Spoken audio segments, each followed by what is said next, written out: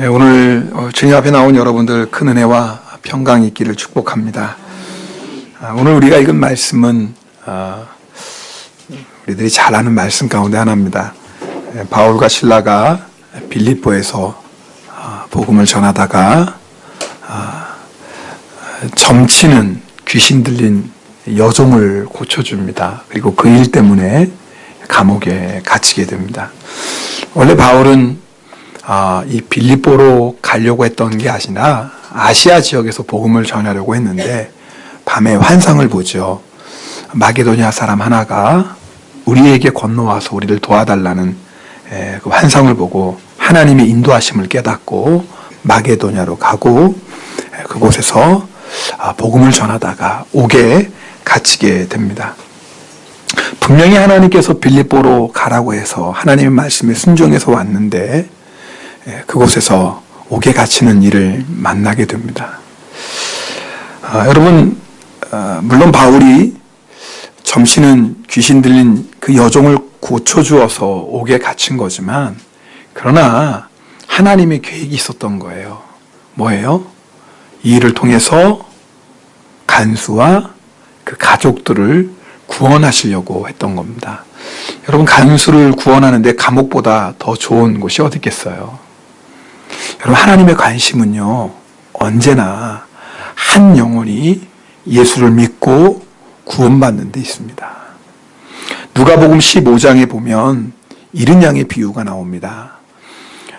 여러분, 목자가 한 마리 잃어버린 양을 찾기 위해서 99마리 양을 빈들에 놔두고 그 한 마리 양을 찾아 나섭니다. 아버지의 마음입니다.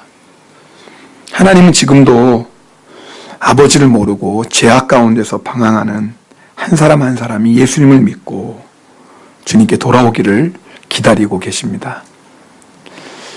여러분, 내가 예수님을 믿고 하나님의 자녀가 되었다면 예수님이 가장 귀하게 여기시고 우리 하나님 아버지가 가장 귀하게 여기시는 것을 우리도 가장 귀하게 여기게 됩니다. 그것이 바로 영혼 구원입니다. 여러분, 지난 한 주간에 내가 영혼 구원하는 일에 얼마만큼 마음을 가지고 얼마만큼 그 일을 위해서 기도했는지 한번 생각해 보세요. 분명히 지난 일주일 동안에 여러분이 만난 사람들 가운데 예수 믿지 않는 사람들이 있었을 것입니다. 여러분, 그렇게 예수 믿지 않는 사람을 대할 때 어떤 마음이 드셨습니까?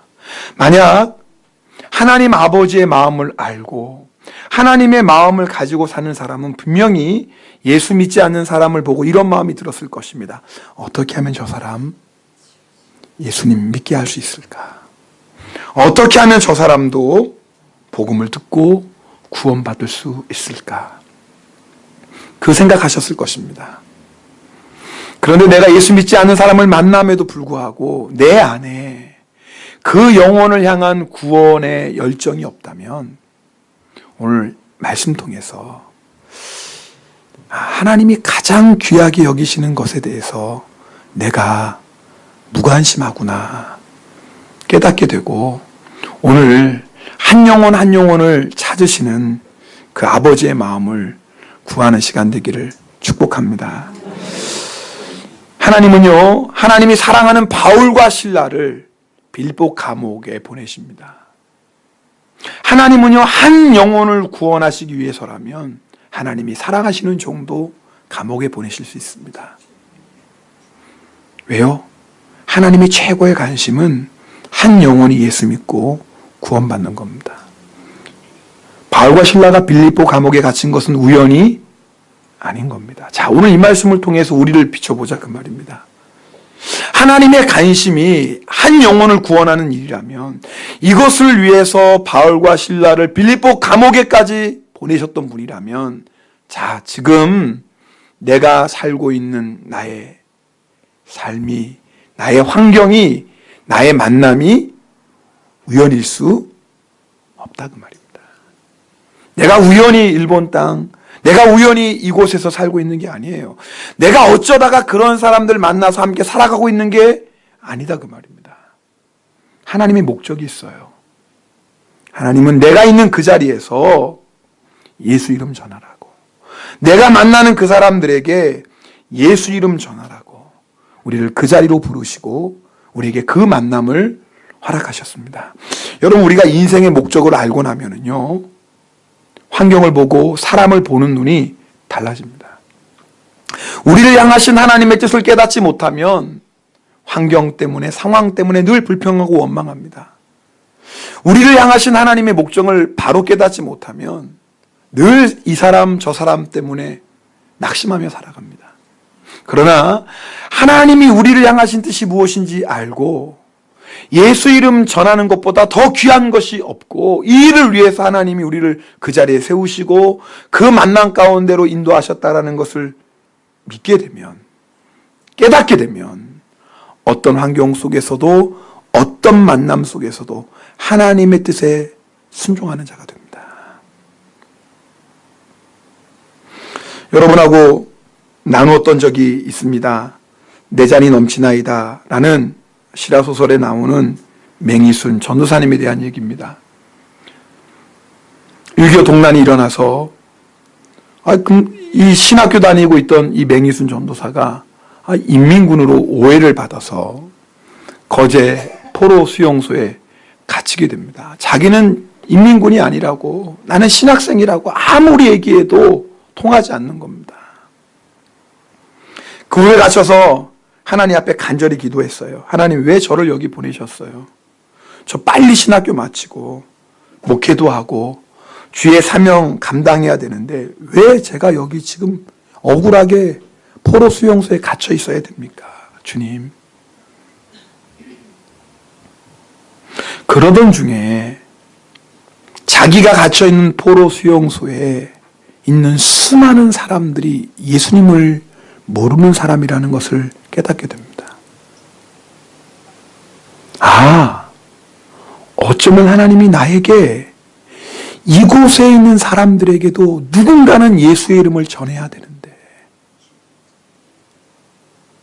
이 포로 수용소에 있는 사람들에게 누군가는 예수 믿어야 구원받습니다라고 전해야 되는데, 어쩌면 하나님이 이 일을 위해서 나를 이곳에 보내셨는지도 몰라. 하나님의 사명을 깨닫게 됩니다. 그리고 그곳에서 복음을 전하기 시작합니다. 그러던 중에 중국 공산군이 또 거제 포로 수용소에 갇히게 됩니다. 인민군과 다르게 얼마나 마음이 완악하고 간박한지 몰라요.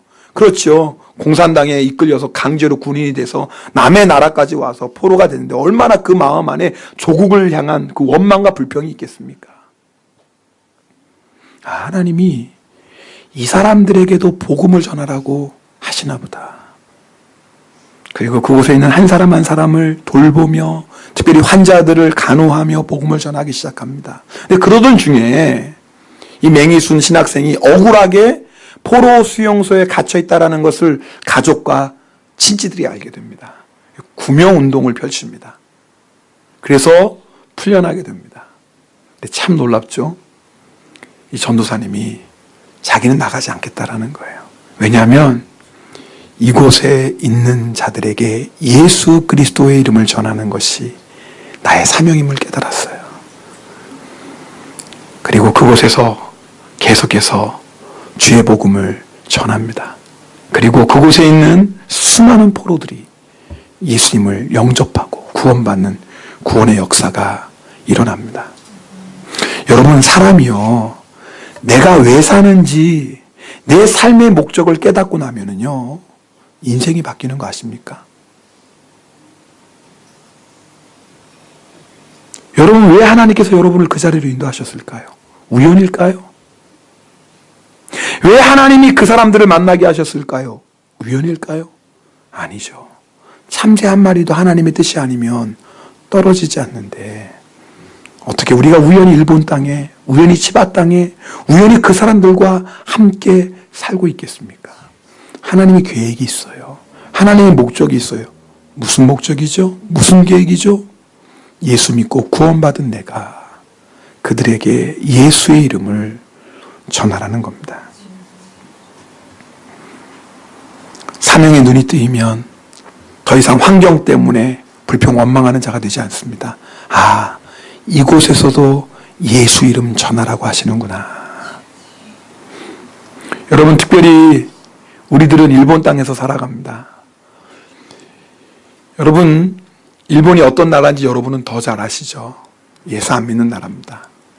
우리가 만나는 사람들 중에 거의 대부분의 일본 사람들은 예수 안 믿습니다. 하나님께서 왜 일본 땅에 우리를 부르시고 왜 이곳에서 살게 하실까요? 우리가 일본 땅에 온 이유, 목적은 사람마다 다를 수 있습니다. 그러나 하나님의 목적은 딱 하나예요. 하나님의 계획은 딱 하나입니다. 이곳에서 주님 모르는 영혼들에게 예수 이름 전하라고 우리를 이곳에 부르시고 이곳에 세우신 줄 믿습니다. 하나님을 너무나 사랑하셨어요. 너무나 사랑해서 일본 땅에 보내주셨어요. 아멘이 잘 안 되세요? 나는 무슨 팔자길래 한국 땅을 떠나서 일본에서 살까? 무슨 팔자는요? 복받은 팔자죠. 바울과 실라가 무슨 팔자에서 빌립보 감옥에 갇혔어요? 복받았죠. 하나님이 너무나 사랑하시니까 바울과 실라를 빌립보 감옥에 보내잖아요. 그 간수, 그 가족들 구원하시고자. 하나님은 아무나 보내시지 않습니다. 따라합시다. 하나님은 아무나 보내시지 않는다. 사랑하시니까, 믿으시니까 보내신다. 감옥 안에서 하나님 저를 왜 이 감옥에 보내서 불평 원망할 사람 아예 보내지도 않으세요. 그곳에서 하나님의 사명을 깨닫고 그곳에서 예수 이름 전하는 복된 일에 헌신할 사람들 하나님이 뽑으셔서 보내시는 거예요. 그러니 예수 안 믿는 일본 땅에 우리를 보내셨으니 하나님 우리를 얼마나 사랑하시는 겁니까? 이 권사님만 아멘 하셔요. 참 다른 분들은 오늘 심각한 거예요. 지금. 그럼 저는 목사님 일본 땅에서 태어났는데 그 사람은 진짜 복받은 사람이에요. 네, 일본 땅에서 태어나서 이곳에서 내가 예수 먼저 믿은 분들은 정말 하나님이 택하신 분들입니다. 옆에 분하고 인사하겠습니다. 하나님이 정말 사랑하시네요. 네. 정말 사랑하시는데 기분 안 좋으신 분이 계신 것 같아요. 두 분이. 네. 자, 이 사명을 깨닫고 그 다음에 우리가 해야 될 일이 있습니다. 오늘 바울과 실라는 그 빌립보 감옥 안에서 하나님 앞에 기도하며 찬양합니다. 여러분, 하나님의 이 사명을 깨닫는 자는, 하나님이 나를 이곳에 왜 부르셨고 이곳에 나를 왜 세우셨는지를 깨닫는 사람은 그곳에서 기도하고 찬양합니다. 어떤 기도할까요? 주님, 전도할 문을 열어주세요. 여러분, 바울이 무슨 기도했는지 성경에는 기록되지 않지만 우리는 어렵지 않게 충분히 예상할 수 있습니다. 바울이 거기서 무슨 기도했겠어요? 주님, 이곳에 하나님이 저를 부르신 이유가 있는 줄 믿습니다. 하나님, 전도의 문을 열어주세요. 주여, 이곳에서도 예수 이름을 전할 수 있도록 전도의 문을 열어주십시오.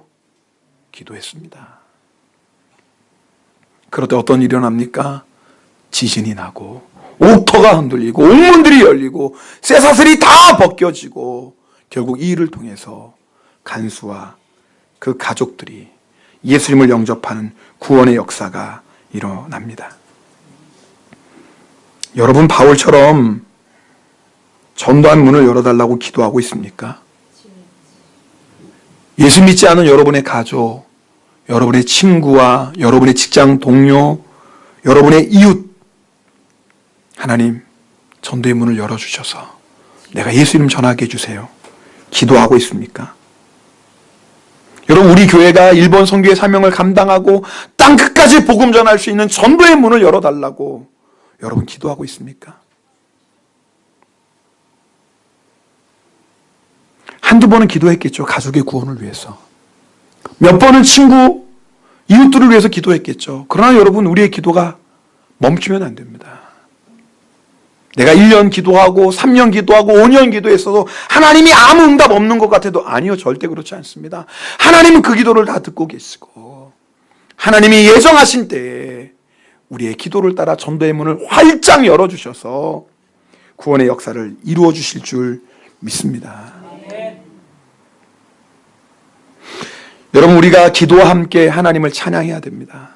여러분, 우리가 복음 전할 때 힘들고 어려운 일이 있습니다. 그렇죠. 내가 예수 이름 전하는 것 때문에 무시당할 때가 있고, 내가 예수 이름 전하는 것 때문에 어려움 당할 수가 있습니다. 그때마다 여러분 기억하셔야 돼요. 내가 예수 이름 전하고 예수 이름 전하는 것 때문에 내가 어려움 당하는 것이 성도에게 있어서 가장 큰 축복이라는 겁니다. 아니, 바울과 실라가 예수 이름 전하다가 매를 맞고 감옥에 갇혔어요. 그런데 그곳에서 찬양을 해요. 근데 얼마나 크게 찬양했는지 그곳에 있는 죄수들이 다 들을 정도로 찬양해요. 뭐가 좋아서 찬양했을까요? 뭐가 기뻐서 그렇게 찬양했을까요? 이유가 있어요. 내가 예수 이름 때문에, 예수 이름 전하는 것 때문에 고난 당하는 것이 너무나 기뻤어요.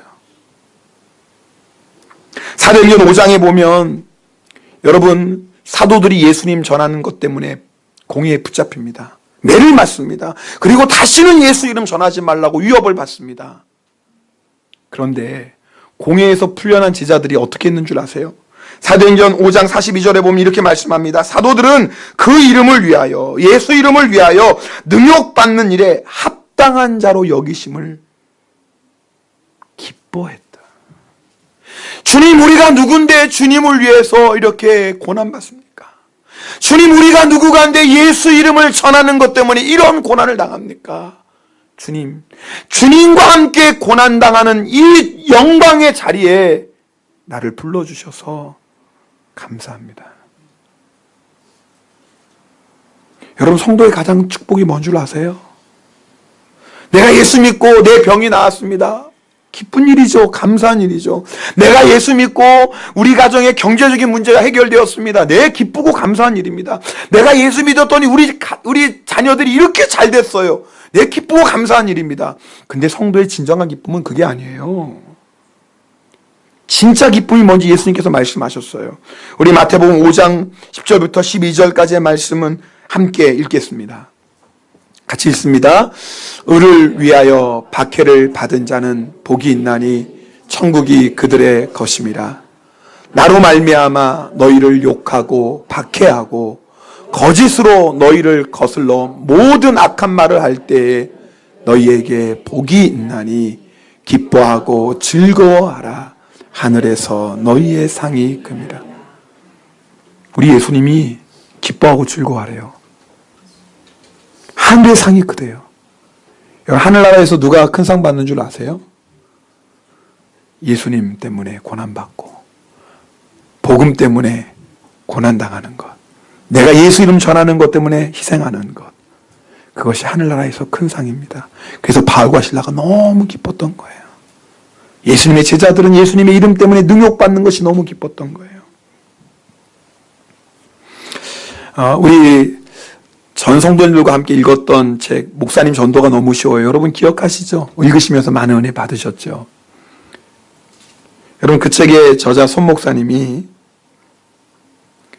성도의 가장 큰 소원이 뭐냐? 잘 들어보세요. 예수 믿는 우리의 가장 큰 소원이 뭐냐? 전도하다가 핍박당하는 것이 예수 믿는 우리의 가장 큰 소원이 되어야 된다고 말씀합니다. 그러면서 이렇게 체계했습니다. 어렵고 피곤하고 지칠지라도 하나님께 기도하라. 하나님을 위해서 고난당할 기회, 하나님을 위해서 일할 수 있는 기회는 이 땅 말고는 어디에도 없다. 예수 때문에 핍박받고 예수 때문에 눈물 흘리고 복음 전하다가 매 맞고 복음 전하다가 욕 얻어먹고 복음 전하노라 물질을 쏟을 수 있는 기회는 이 땅밖에 없다. 이 세상에서 복음 전하다가 맞아서 기절 한번 해봤으면, 예수님으로 인하여 욕 한번 들어봤으면, 예수님 때문에 핍박 받아봤으면, 예수님 믿어서 고생 한번 해봤으면, 아무리 간절히 원해도 하나님 나라에 가면 더 이상 기회는 없다.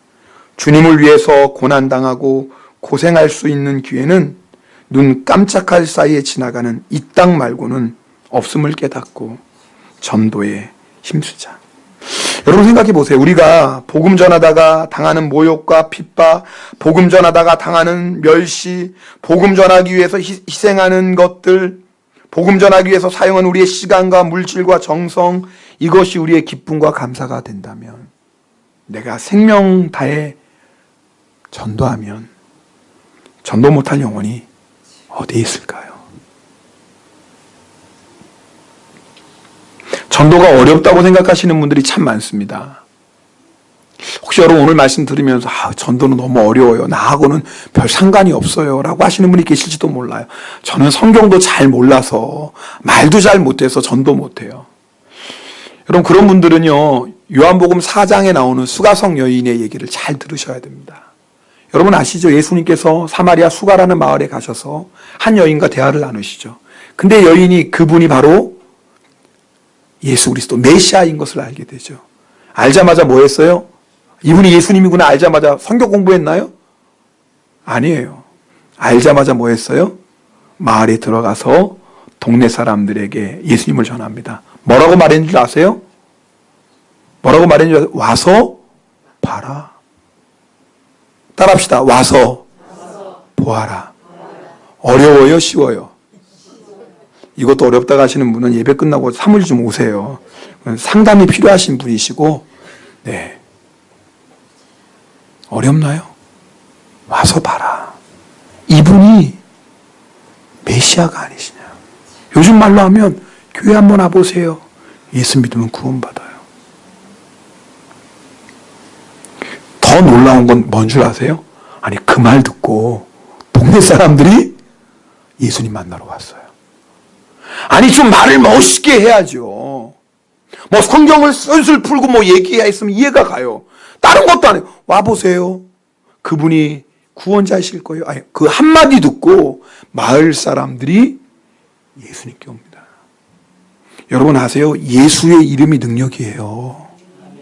내가 말 잘한다고 해서 그 사람이 예수 믿는 것도 아니고, 내 입술이 어눌하다고 해서 그 사람이 예수 안 믿는 것도 아니에요.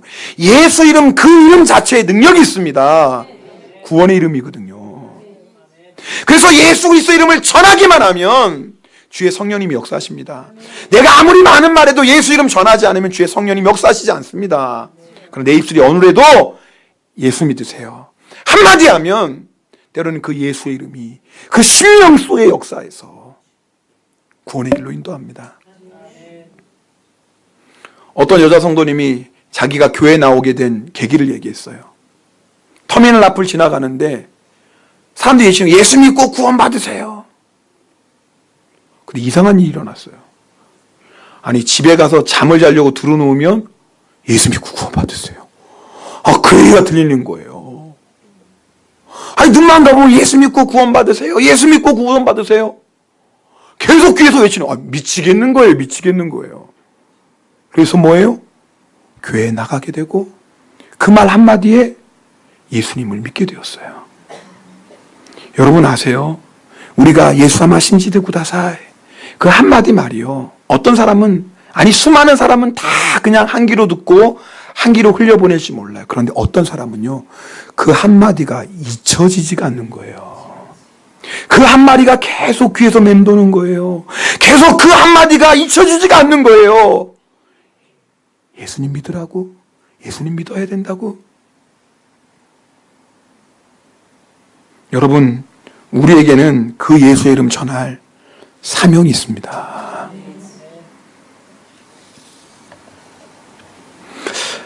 지난 2월 8일 주일에 있었던 일입니다. 12시 예배 끝나고 성도님들과 인사하는데 우리 황 지사님이, 우리 남편이 그때 병원에 입원해 계셨는데 남편분이 상태가 많이 안 좋다고, 근데 남편분이 목사님 와서 기도해 주면 좋겠다고 말한다고 그 말씀을 하세요. 그래서 예배 끝나고 우리 집사님과 우리 안고사님 같이 갔죠. 여러분, 우리 그 남편 대신 아까사카상, 여러분 중보기도 제목에도 나와 있어요. 우리 한기사님. 네, 기도 제목으로 남편의 구원을 위한. 여러분, 그분은 80이 넘으신 분입니다. 그리고 자기는 불교를 믿기 때문에 절대 자기에게는 예수 믿으라고 하지 말라고 하시는 분입니다. 그래서 황기사님 예수님 얘기 꺼내면 펄펄 뛰세요. 그 다른 사람이 예수님 전하면 자기 집에 오지 말라고 하시는 분입니다. 지금까지 한 5번 정도 매년 신년 신방하면 우리 남편분은 예배 드릴 때 침대 옆에 누워 계십니다. 저희가 가면 이제 한 1시간 정도 이렇게 얘기를 막 하세요. 그럼 이제 다 듣죠, 저희가. 왜냐면 다 들어줘야지 나중에 예수님 얘기할 거잖아요. 근데 예수님 얘기하려고 이제 주무세요. 그게 이제 5년 정도 됐어요. 그래도 주님, 마음의 문 열어주세요. 기도하죠. 근데 올해 신방 예배 때 기적 같은 일이 일어났어요. 아까사카상이 하나님의 말씀에 귀를 기울이는 거예요. 마음의 문이 열린 거예요. 그래서 기도 제목이 바뀌었어요. 하나님, 이제는 마음의 문 열렸으니까 조금이지만 이미 열린 거니까 그 조금 열린 곳에도 주의 성령님이 역사니까 그건 이제는 제가 아까사카상 다시 만날 때는 예수 믿으라고 전하게 해주세요. 예수님 영접하라고 전할 수 있게 해주세요. 근데 이렇게 기회가 빨리 올 줄 몰랐죠. 병원에 갔어요. 근데 생각했던 것보다 상태가 많이 좋아지셨어요. 말씀도 분명히 잘하시고 같이 얘기했어요. 근데 좀 시간 지나서 우리 권사님도 황 기사님도 잠깐 볼 일이 있어서 복도로 나갔어요. 저하고 아까사카상 딱 둘만 있는 거예요. 야, 찬스다. 이 남자들은요, 여자인들 앞에서는 약한 척 안 하잖아요. 아무것도 아니면서 똥꼬집이 있어가지고. 하나님이 전도하라고 주신 기회구나.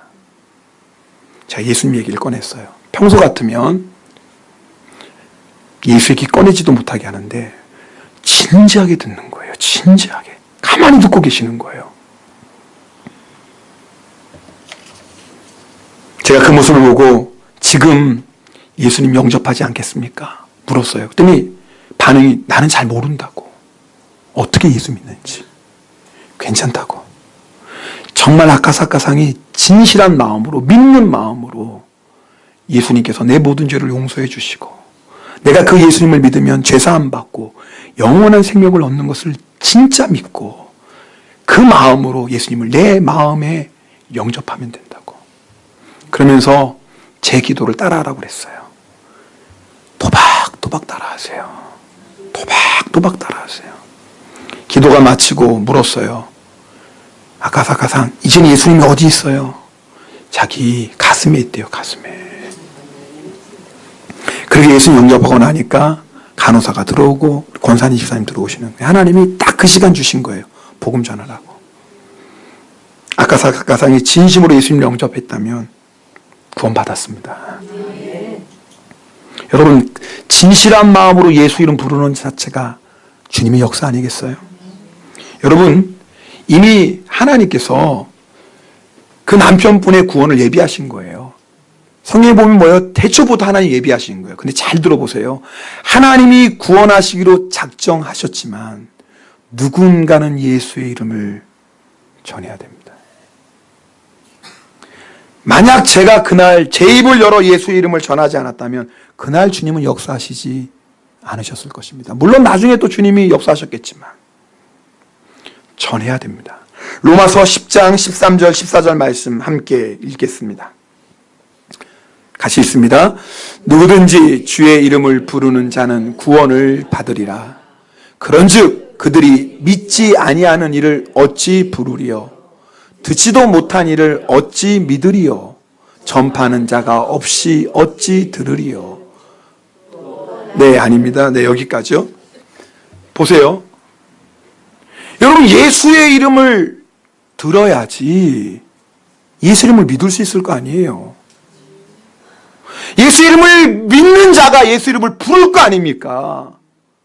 그러면 누군가는 예수 이름을 뭐 해야 돼요? 전해야죠.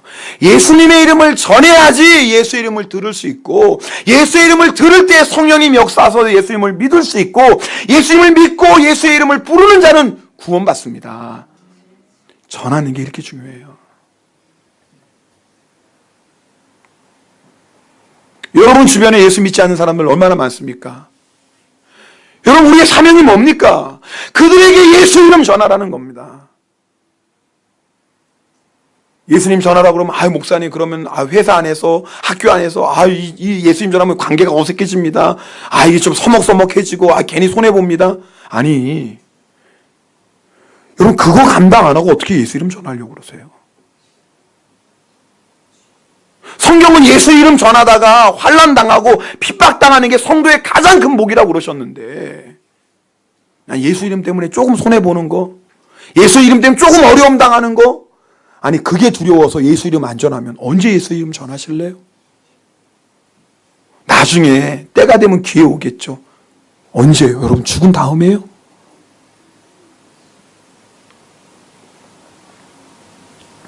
여러분 우리가 할 일은 예수 이름 전하는 겁니다. 어떤 사람은 흘려보내는 사람도 있겠죠. 그러나 하나님이 예비하신 사람은 우리가 전하는 그 예수 이름을 듣고 그 마음에 주님을 영접하고 구원의 역사가 일어나게 됩니다. 그러므로 예수 믿고 구원받은 우리의 가장 첫 번째 관심은 뭐가 돼야 되냐면, 내가 예수 믿지 않는 사람 만날 때마다 어떻게 하면 저 사람에게 예수 이름 전할까? 언제 내가 저 사람에게 예수 이름 전할까? 주여, 저 사람도 예수 믿고 구원받아야 되는데, 하여튼 예수 믿지 않는 사람 만나면 제일 먼저 우리가 가져야 될 관심은 뭐예요? 이거예요.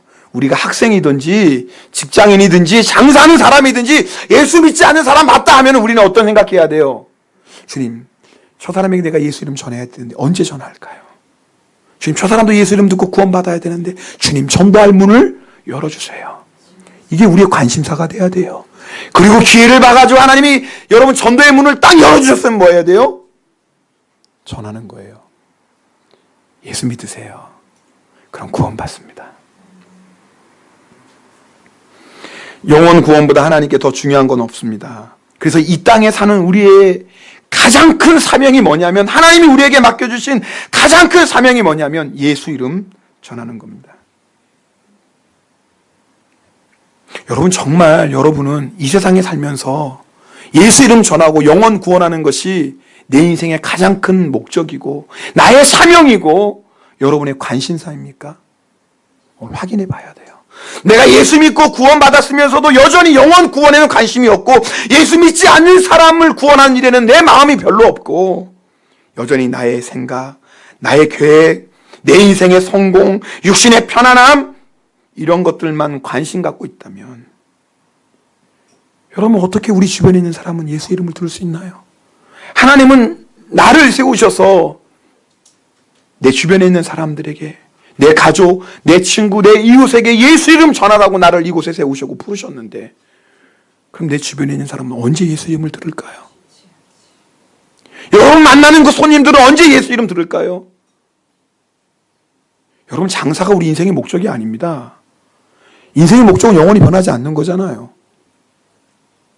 열심히 공부해야죠. 열심히 직장생활 해야죠. 그러나 그것이 우리 인생의 목적이 아닙니다. 그곳에서 예수 이름 전하라고 하나님이 그곳에 우리를 세워주신 겁니다. 그거 놓치지 마세요.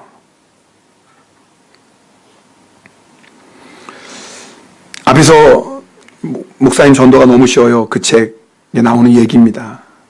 이 손 목사님이 어느 한 성도의 가정을 신방했어요. 근데 예배 드리고 있는데 방문에서 강아지가 깽깽거리는 소리가 들려요. 목사님 묻습니다. 이게 무슨 소린가요? 목사님이 개를 싫어하는 것 같아서 방에 가두어두었더니 이렇게 난리를 치네요. 여러분, 저는 괜찮습니다. 개 이뻐하니까. 먹는 것도 좋아하고 또 이렇게 이쁘게 돌보는 것도 좋아하고, 그러니까 뭐 괜찮아요. 새신자에게 묻습니다. 황 선생님, 혹시 1박 2일 동안 어디 가려고 하면 제일 먼저 뭐가 생각납니까? 그야 물론 개밥이죠. 어디 갔다가 늦게 들어오면 제일 먼저 뭐가 생각납니까? 개가 생각나죠. 제가 하는 얘기가 아니, 책에 있는 얘기 그대로 읽어드려요. 그러면 한 선생님의 인생은 개판 아닙니까?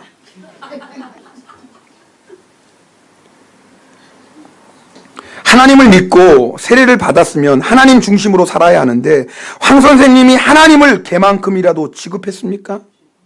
개에게 관심 가진 것처럼 하나님에게 관심 가져본 적이 있습니까? 참, 이 목사님은 대단히, 저는 이렇게 얘기 못할 것 같아요. 시험에 들까 봐. 그러지 못했습니다. 예수님께서 황 선생님을 위해서 십자가에서 돌아가셨다는 사실을 믿으면 어떻게 어디를 가든지 개밥만 생각하며 살 수 있을까요? 과연 황 선생님 마음에 하나님이 있습니까? 예수님이 있습니까? 여러분, 이거 오해하지 마세요. 그럼 여러분, 어디 가든지 개밥만 생각하는 사람은 문제가 심각하고, 잘 들어서요. 어디 가든지 돈 생각하는 사람은 문제 없다고 생각하세요? 다시 말씀, 어디 가든지 개만 생각하는 사람은 문제가 있고, 어디 가든지 돈 벌 생각하는 사람은 문제 없다고 생각하세요? 어디 가든지 개 생각하는 사람은 문제가 있고, 어디 가든지 어떻게 하면 내가 출세해야 할까? 어떻게 하면 내가 성공할까? 늘 그 생각하는 사람은 문제가 없을까요? 천만에요. 하나님 보실 때는 똑같습니다. 우아하다고요? 천만에 속고 있는 겁니다. 차라리 내가 왜 복음 전하는 거 생각하지 않고 걔만 생각할까? 이 사람은 소망이 있어요. 이러면 안 된다고 자기가 아니까. 근데 세상 성공, 세상 명예에 붙잡힌 사람은 당연하다고 생각해. 당연하지. 세상에서 성공하고 세상에서 명예 얻는 게 당연하지 뭐. 사실은요, 그게 정말 무서운 겁니다. 우리를 향하신 하나님의 인생의 목적을 놓치고 살고 있는 겁니다. 여러분, 다시 한번 물어볼게요. 여러분, 지난 한 주간 동안에 무슨 생각하며 사셨습니까? 여러분, 예수 믿지 않는 사람 만나면서 한 번이라도 저 사람 예수 믿고 구원 받아야 되는데, 주님, 제가 어떻게 저 사람에게 복음 전할까요? 지난주 신년 신방이 다 끝났습니다. 이제 개인적인 사정에서 못 받으신 분들 몇 분 계시지만 마지막 순종속이 신방 받는데 참 은혜롭게 신방 예배를 잘 마쳤습니다. 근데 우리 이윤숙 집사님이 그런 말씀하시는데 제가 또 깨닫는 게 있었어요. 우리 집사님이 이제 우리 나이사님 뭐 가게 오픈한 거 여러분 아시니까 가게 이제 그 선전하는 찌라시 가지고 사무실마다 막 돌렸다라는 거예요. 막 돌렸다라는 거예요. 돌려야죠. 네. 그런데 열심히 돌리고 있는데 하나님이 그런 마음 주시더래요. 이 집사, 너는 이렇게 열심히 전도지 돌려봤니?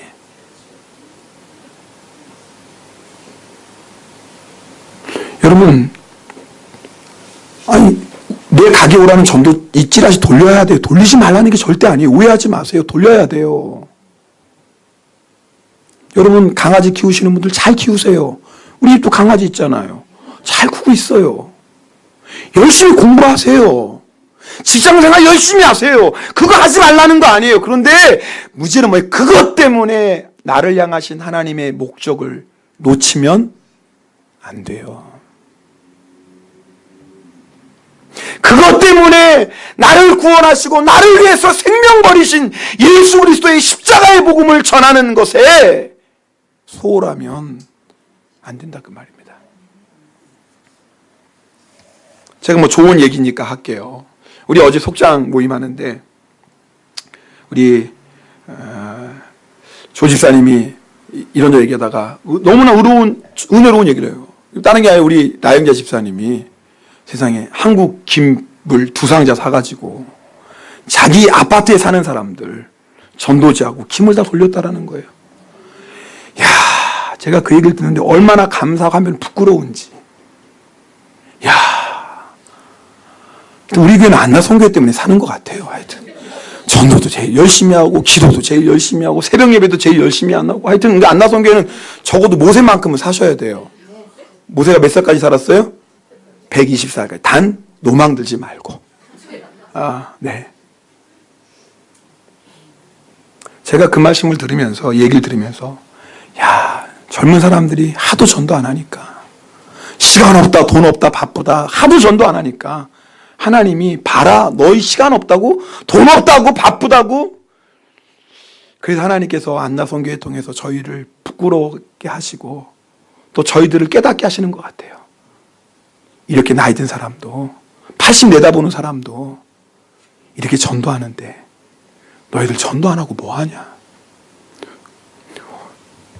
이런 얘기 들으면서 속으로 목사님 나이 들면 시간이나 있으니까 저는 바빠서 이런 분은 정말 이분은 정말 회개하실 분들이에요.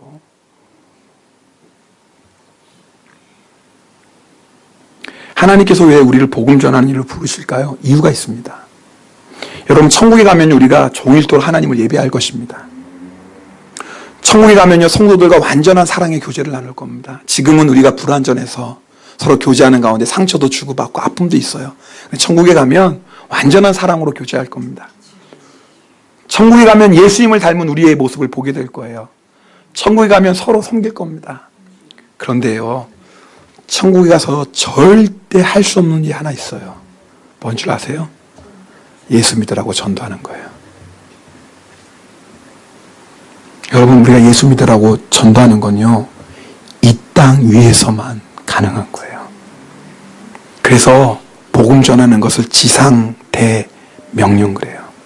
이 땅 위에서만 할 수 있는 일이에요.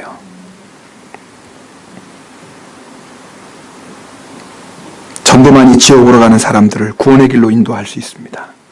하나님께서 이 놀라운 일에 우리들 한 사람 한 사람을 부르셨습니다. 얼마나 감사한가요? 오늘 성찬 받습니다. 하나님이 우리 사랑하시고 우리 구원하시려고 독생자 예수 그리스도 보내주셨습니다.